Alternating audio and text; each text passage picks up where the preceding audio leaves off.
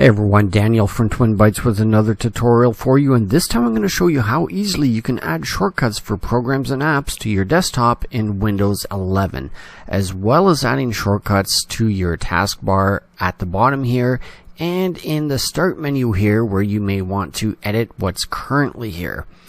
So first of all, if you're looking at your start menu and you see a program here that you'd like to put on your desktop and you try and drag it there, you'll see that it's showing a do not enter sign, which means you cannot do that. It doesn't matter what the program or app is. If you go into all apps, then you can find the program you're looking for and click and drag, and you'll see it shows link instead of do not enter, which means now we can add that shortcut. If you want to get rid of it, you just right click on it and there's the trash can to delete. Looking at the start menu again, if you want to add something to the taskbar, you can right click on a program even if it's in the start menu and there's pin to taskbar. You can left click on that and you'll see that it appears down on the taskbar now.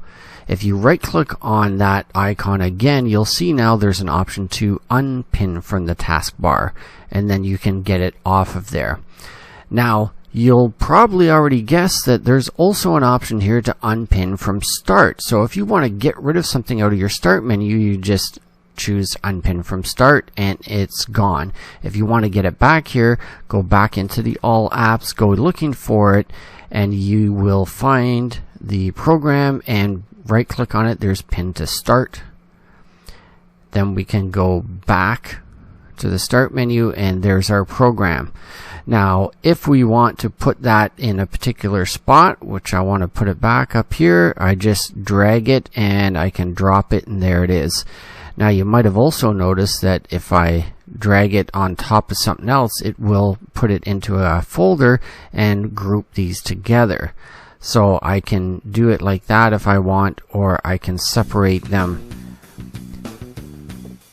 and move them in any order I want.